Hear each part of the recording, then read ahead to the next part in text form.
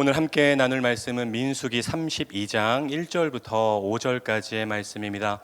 거룩하신 하나님의 말씀을 제가 봉독하겠습니다. 르우벤 자손과 갓 자손은 심히 많은 가축대를 가졌더라. 그들이 야셀 땅과 길르앗 땅을 본즉 그곳은 목축할 만한 장소인지라. 갓 자손과 르우벤 자손이 와서 모세와 제사장 엘르아살과 회중 지휘관들에게 말하여 이르되 아다롯과 디본과 야셀과 니므라와 헤스본과 엘르알레와 스밤과 느보와 부온 곧 여호와께서 이스라엘 회중 앞에서 쳐서 멸하신 땅은 목축할 만한 장소요 당신의 종들에게는 가축이 있나이다. 또 이르되 우리가 만일 당신에게 은혜를 입었으면 이 땅을 당신의 종들에게 그들의 소유로 주고 우리에게 요단강을 건너지 않게 하소서. 아멘. 오늘 선포되는 말씀이 여러분 모두에게 은혜와 결단의 말씀이 되기를 주님의 이름으로 축복합니다.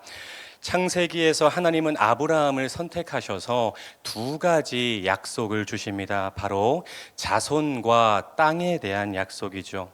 자손에 대한 약속은 우리가 지금 묵상하고 있는 민수기에서 성취가 됩니다. 민수기 1장과 26장에서 두 번의 인구조사를 하는 장면이 나오죠. 민수기 1장의 인구조사에서는 20세 이상 남자들의 총합이 60만 3,550명이었어요.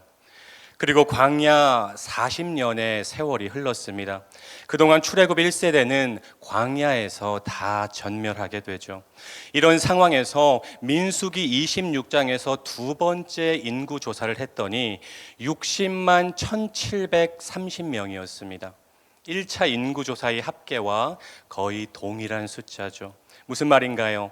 하나님께서 아브라함에게 하신 자손에 대한 약속, 너의 자손이 하늘의 별과 같고 바닷가의 모래와 같이 될 것이다.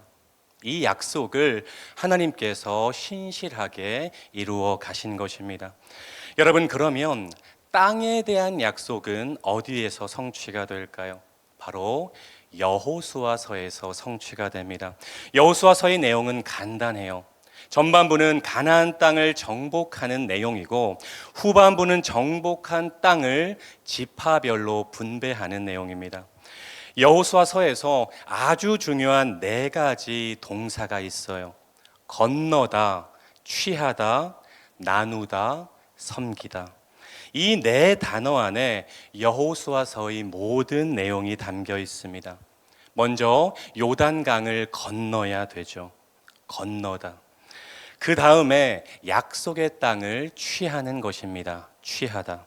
그리고 취한 땅을 지파별로 나눠야 돼요. 나누다.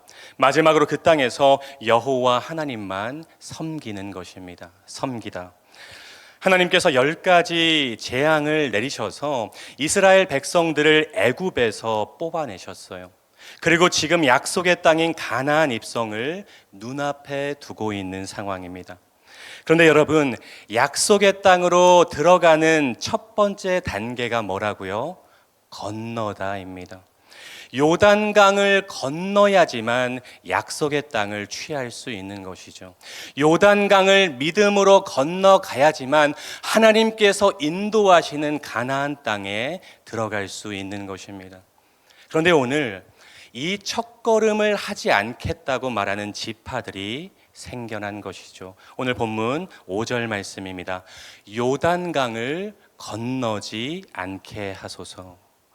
여러분, 상당히 충격적인 말을 지금 두 지파 반이 하고 있는 것입니다. 르우벤 지파와 갓 지파, 그리고 오늘 본문에는 등장하지 않지만 므낫세 반 지파, 이 두 지파 반이 약속의 땅인 요단 서편 땅이 아니라 요단 동편 땅을 기업으로 달라고 요청하고 있는 것이죠.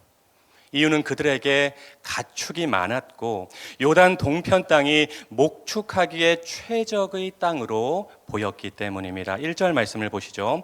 르우벤 자손과 갓 자손은 힘이 많은 가축대를 가졌더라. 그들이 야셀 땅과 길르앗 땅을 본즉 그곳은 목축할 만한 장소인지라. 여기서 길르앗 땅은 요단 동편 땅을 총칭하는 말입니다. 하나님의 뜻과 하나님의 명령과 계획에는 관심이 없고 자신들이 가진 가축대를 잘 키울 수 있을 것 같은 땅에만 시선이 머물러 있는 것이고 그 땅에만 마음이 꽂혀 있는 것입니다.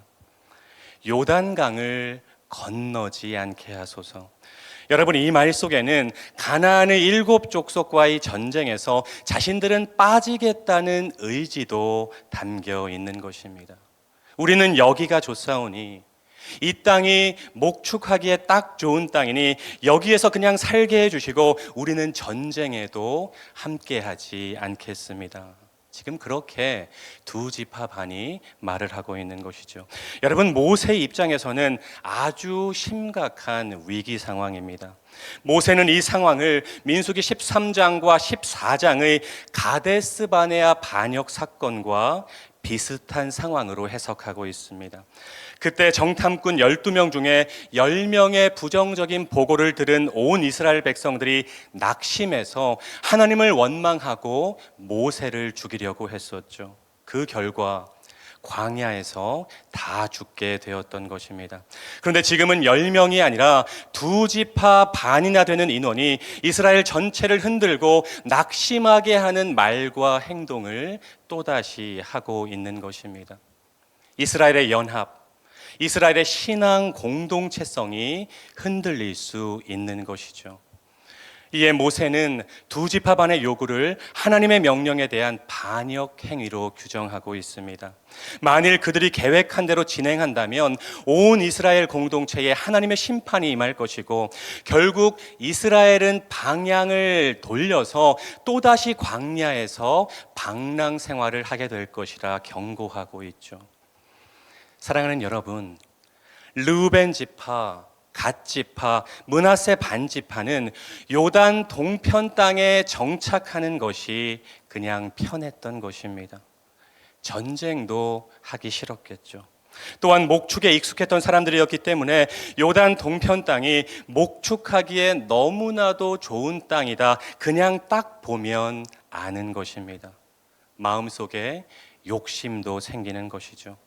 그런데 여러분, 꼭 기억하셔야 돼요. 나의 신앙 여정에서, 여러분의 신앙 여정에서 편함보다, 익숙함보다 훨씬 더 중요한 것은 하나님의 말씀에 순종하는 것입니다. 하나님이 말씀하시는 길을 가는 것, 하나님의 계획에 동참하는 것이 그 어떤 것보다 우선되어야 한다는 것입니다. 편함과 익숙함과 욕심을 말씀의 칼로 베어버리셔야 돼요. 바라기는 여러분 모두가 편함과 익숙함과 욕심을 베어버리고 하나님의 인도하심에 따르는 삶, 하나님의 말씀에 따르는 삶을 사시기를 주님의 이름으로 축복합니다. 이것이 너무나도 중요한 거죠. 하나님의 말씀이 제시하는 미래의 땅으로 나아가야 돼요. 때로는 그 일이 힘들게 보이죠. 전쟁도 해야 됩니다. 그럼에도 불구하고 말씀에 순종하는 길을 걸어갈 때 하나님의 임재와 하나님의 도우심과 나와 함께 하시는 임마누엘의 하나님을 경험하게 되는 것입니다. 이 경험이 내 안에 쌓여갈 때 우리는 영적인 성장을 맛보게 되는 것입니다. 여러분, 다른 것이 아니에요. 여러분이 하나님의 말씀에 순종하는 길 위에서 여러분의 욕심과 편함과 익숙함을 제거하고 하나님이 말씀이 제시하는 길을 걸어가는 길 위에서 하나님의 일하심과 하나님의 도우심과 하나님의 함께하심을 경험할 때 여러분은 영적인 성장을 할 수 있다는 것입니다.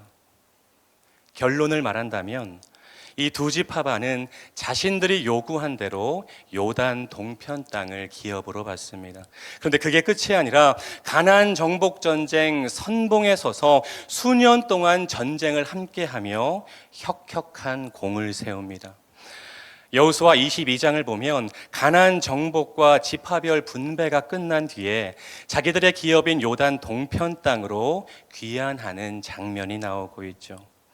사랑하는 말씀 삶 공동체 성도 여러분, 민수기 32장을 깊이 묵상하면서 나의 욕심보다, 나의 편함보다, 나의 익숙함보다, 나의 판단보다 하나님의 말씀과 하나님의 계획이 여러분의 1순위가 되시기를 주님의 이름으로 축복합니다. 그것을 민수기 32장을 묵상하면서 여러분 마음 가운데 반드시 새기셔야 돼요.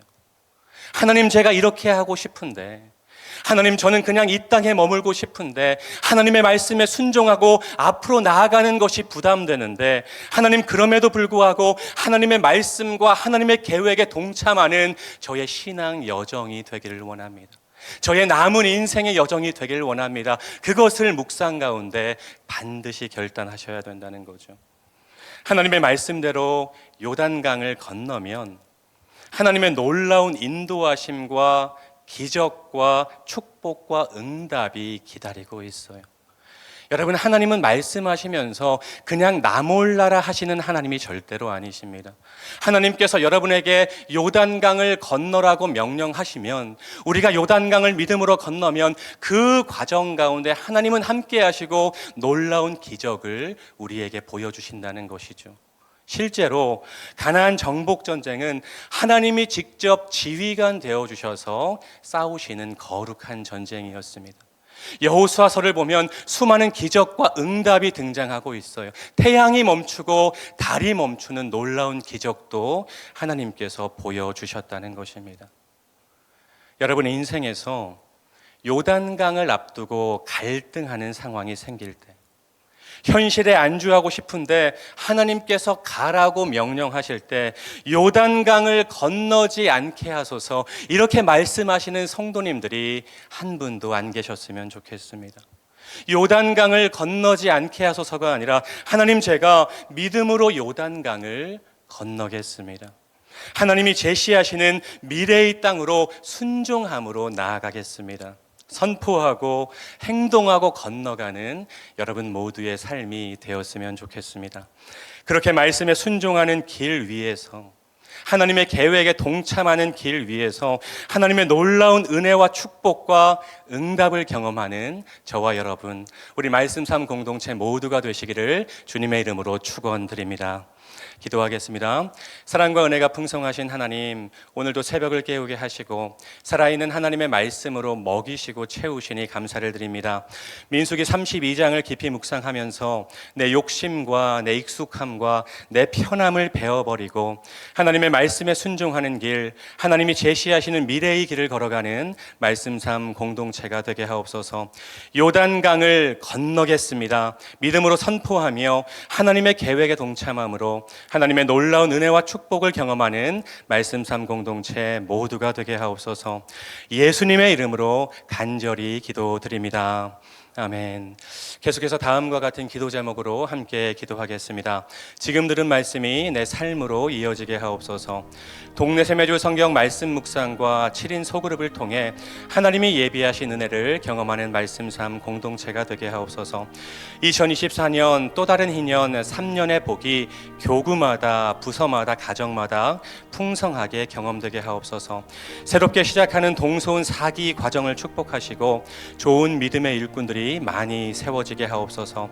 다바르 학교를 통해 다음 세대가 부흥되고 동안 클럽을 통해 시니어들이 행복하게 하옵소서. 육체의 질병과 마음의 질병으로 고통받는 지체들을 주님 권능의 손으로 어루만져 주옵소서.